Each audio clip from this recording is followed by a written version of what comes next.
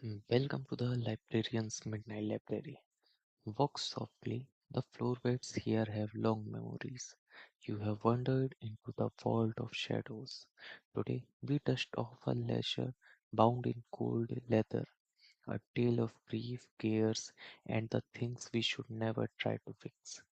Lean into the darkness and let's begin.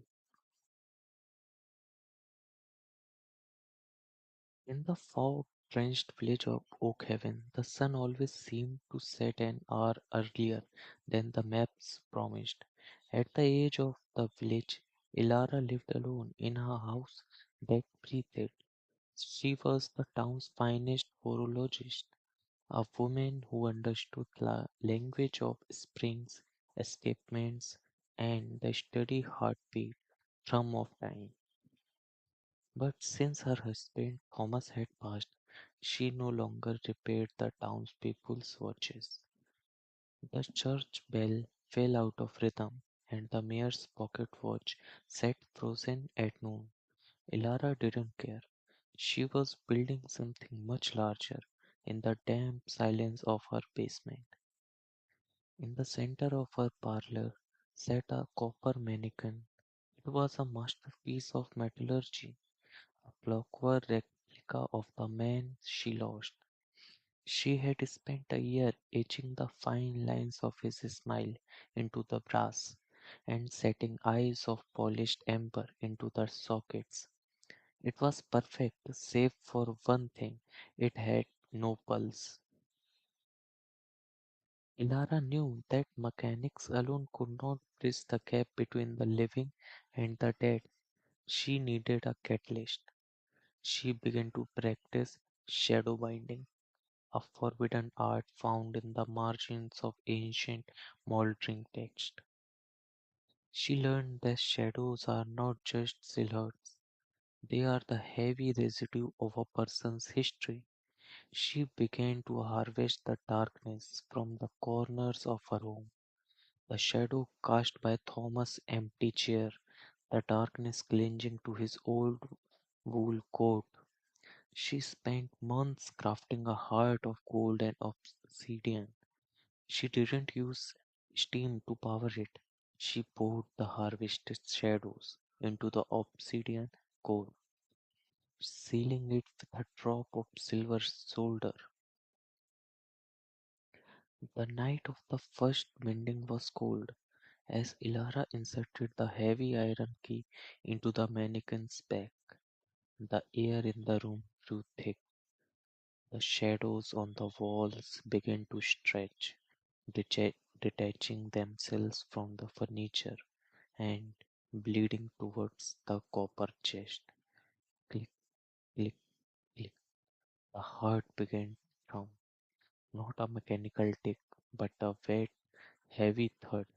The copper skin grew unevenly warm to the touch.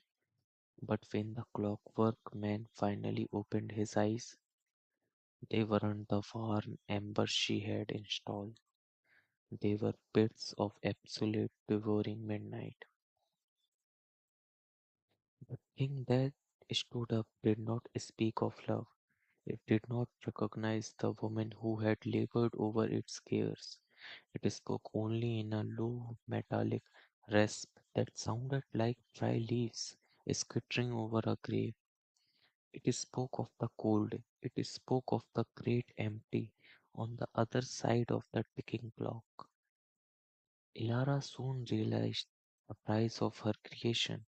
To keep the heart beating, the mannequin required a constant diet of life.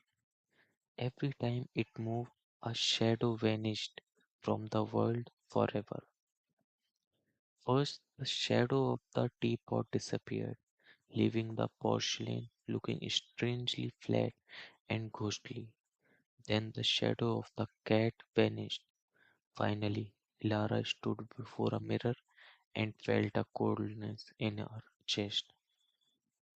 Her reflection was gone.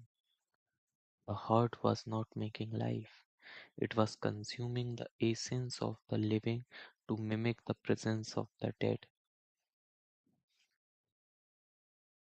By the winter solstice, the house in Oakhaven was a place of impossible, hollow brightness. There were no shadows left to hide in.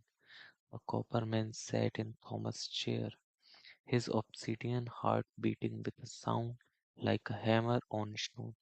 Elara sat across from him, her skin becoming translucent, her voice becoming a mere echo in the wind.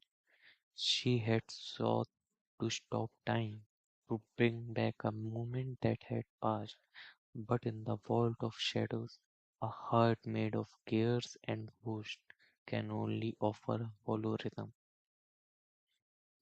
If one passes by that house today, they will see a strange glow in the windows.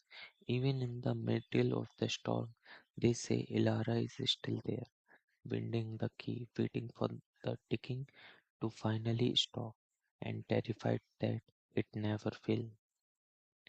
The gears have ground to a halt, and the embers in the hearth have turned to grey ash.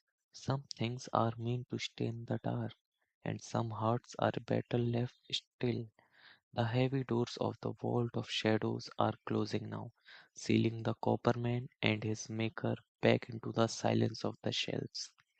The library is quiet once more until the next midnight.